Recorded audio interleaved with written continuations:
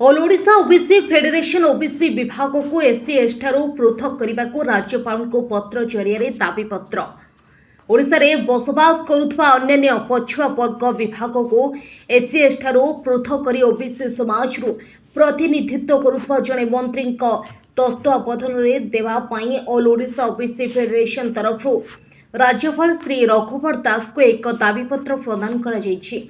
OBC federation सभापति अनादि चरण साहू नेतृत्व में साधारण संपादक प्रताप चंद्र पारिक परामर्शदाता तथा समाजवादी पार्टी राज्य सभापति शिव हाथी यादव युवा ओबीसी नेता प्रकाश दास द्वारा प्रदान करा दाबीपत्र में दर्शा ओबीसी मानकर सामाजिक सांविधानिक तथा आर्थिक विकास संबंध में सरकार को परामर्श देवा सहित ओबीसी विभाग को जड़े ओबीसी प्रतिनिधित्व करुवा जड़े मंत्री तत्वावधान में दियंतु। संविधान और विधि व्यवस्था अनुसायी एससीएस विभाग मंत्री जड़े एससी एसटी होउथबा बेले ओबीसी कल्याण विभाग को एससीएस माइनॉरिटी विभाग सहित रखा जाइथिबार कोनोसी एससी एसटी विभागीय मंत्री ओबीसी लोकों पर चिंता करूनाहांती। फल राज्य में ओबीसी माने बहु अपहरित होगा सहित ओबीसी समाज शिक्षा सरकारी चाकरी आदि प्रत्येक क्षेत्र में असुविधार सम्मुखीन होती। निकट अतीत त्रिस्तरीय पंचायत राज सहित सहरांचल निर्वाचन में ओबीसी निजर संरक्षित प्रतिनिधित्व हराई। तेणु ओबीसी समाज प्रतिनिधित्व करुवा जड़े मंत्री तत्वावधान में ओबीसी समाज विभिन्न समस्यार समाधान करा जाय परिबो। त्रिस्तरीय पंचायत राज सहित सहरांचल विधानसभा एवं लोकसभा में ओबीसी को संख्यानुपात स्थान संरक्षण फेडरेशन तरफ दावी करा जायछि। Bureau report live now TV. कौन आज आम गवर्नर साहब भेटिक गोटे दाबीपत्र देलु। निकट में गवर्नमेंट चेंज होती कैबिनेट भी केते गोटे प्रस्ताव पास करिछि, किंतु ओबीसी मुद्दा कहीं उठेलेनी। ओबीसी जेहेतु 52% लोक ये आम जड़े मुख्यमंत्री हेले, 2 जण उपमुख्यमंत्री हेले, किंतु ओबीसी समाज कहीं ना। आउ सबुत बड़ दुर्भाग्यर कथा आमर संविधानिक विधि व्यवस्था अनुजाई एससी एसटी विभाग जड़े मंत्री एससी एसटी ही हेबे होउचंती, किंतु ता संगे जो ओबीसी डिपार्टमेंट को अटैच कर देइचंती। फलत एससी एसटी विभाग जे मंत्री से ओबीसी को अनौनी, जहाँफल भारत में सर्वाधिक बर्बाद अवस्था ओबीसी आज ओडिशा रे अछि। तेणुक आम गवर्नर महोदय को एक कथा कहलु जे आपण सरकार को परामर्श दिंतु कि जहाँ पदक्षेप ना कथा नियंतु। एटी आपणकर मंत्री जी भी अच्छा जड़े ओबीसी लोक को जमी आपड़ केते गुड़े डिपार्टमेंट मोदी गवर्नमेंट कला स्किल डेवलपमेंट डिपार्टमेंट नुआ कला नुआ मंत्री जड़े देला। सेमती जदि एससी एसटी सांगे माइनॉरिटी अच्छी और ओबीसी अच्छी, ओबीसी टाक अलग करूँ ना ओबीसी लोक हाथ से दायित्वटा दिंतु। यही कथा आज कहवाई जाइए ना से ओबीसी नहीं ना बिल्कुल नुह ना। तांको जाति हूँ घांची घांची बोले घीओ बेपारी घीओ किणिक से बिकती। जेहेतु घांची से ऑयल मैन लेखा आसी कि से ओबीसी नुहति एवं सी यदि ओबीसी होते मंडल कमिशन जिते रिपोर्ट देले से ऑटोमेटिक ओबीसी जब तेली होते तेली ओबीसी नुह से एमबीसी मोस्ट बैकवर्ड क्लासेस। जेहेतु से ओबीसी नुह से ओबीसी होती पर्यटन शकुनी कुरुवंश नाला परवर्त समय कुरुवंशर हो जाता ता द्वारा से समाज में केते कुरुवंशर उत्थान होती समस्ते आपण जानते। से भाया मोदीजी ओबीसी नुह से ओबीसी कौन कल्याण करिवार नाही, से ओबीसी को बर्बाद करने तुले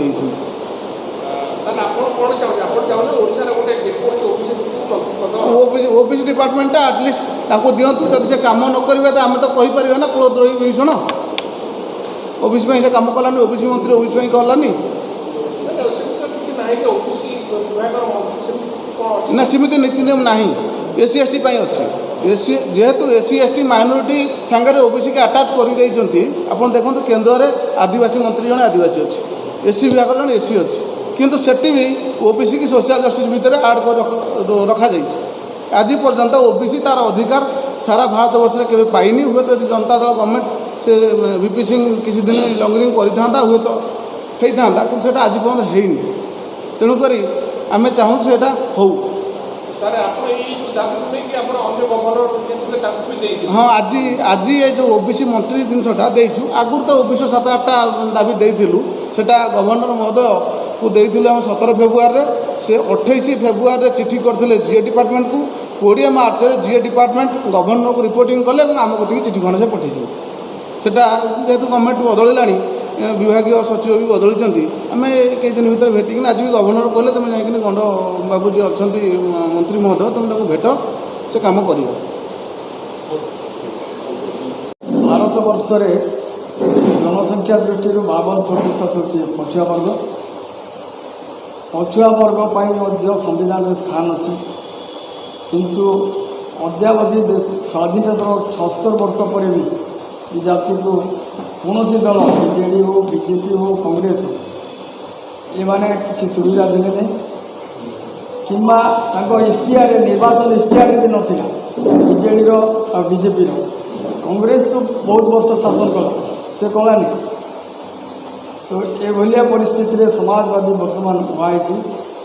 ସମାଜବାଦୀ ପାର୍ଟି ଅତି ଦଳିତ, ଗରିବ, ପିଛଡ଼ା ବର୍ଗ, ସଂଖ୍ୟାଲଘୁ, ମହିଳା सबको ठीक मार्ग नापी प्रस्तुत अच्छी आम चाहूँ जदि सरकार आम दाबी को शुणे नहीं। आज जाइलु आम गवर्नर को भेटिलु आर आम दाबी पत्र देचु पहले देचु जे जाति जनगणना करा जेन जाति जिते संख्या से हिसाब से आरक्षण दि जापर पछुआ वर्ग शिक्षा क्षेत्र में चाकरी क्षेत्र में 27% संरक्षण कर सारा भारत वर्ष में 27 ରୁ 79% पर्यंत यथा तमिलनाडु 78 ना 79% पर्यंत संरक्षण अच्छे किंतु ओडिशा रे 50% रु तल के बोली कोर्टर निर्देश क्रमे से जाशुणी कोर्ट को छाड़ी देकर से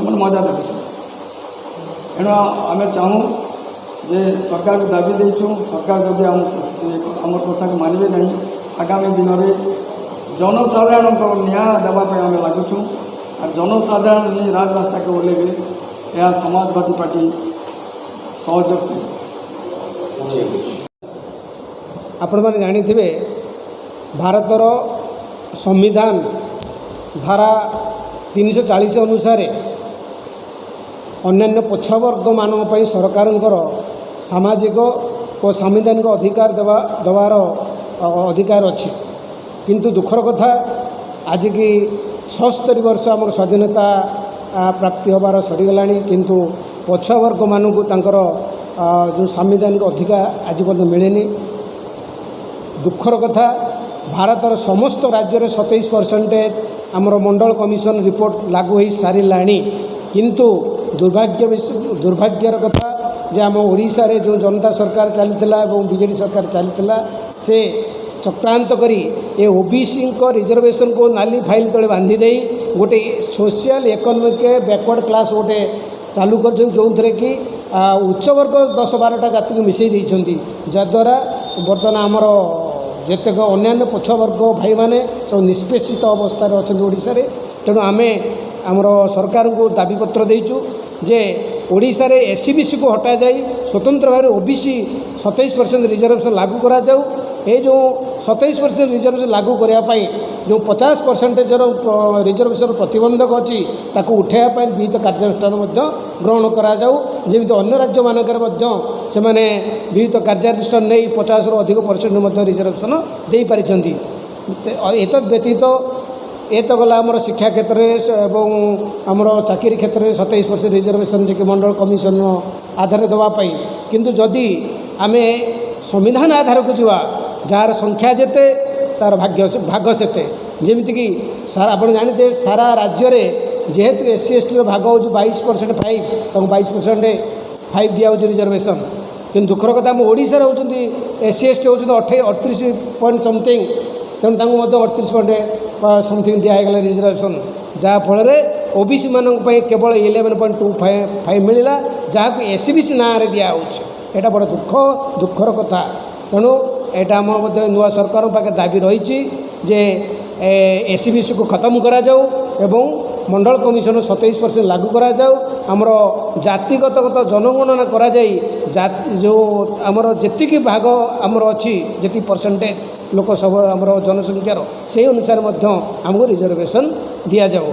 एतद व्यतीत आमर ए समाजर आर्थिक उन्नति पाई आपण जानिथिबे बीजेडी सरकार समय गोटे ओबीसी फाइनेंस कॉर्पोरेशन थिला जहाँकि बर्तमान डिफंक्ट अवस्था अच्छी मात्र 5 कोटी टंका दिखाई से कॉर्पोरेशन को सेटा आमर मार्केट रे लोन देला पर आउ 5 टंका ना तेणु आम नूतन सरकार को अनुरोध करूँ तेणु से जो आमर ओबीसी फाइनेंशियल कॉर्पोरेशन को पुनरुद्धार करा जाऊ जद्वारा जो मैंने पाठशाठ पढ़ी ना चाकरी बाकरी करें से अंतत किसी आर्थिक सहायता नहीं निजे आत्मनिर्भरशील हो पारे।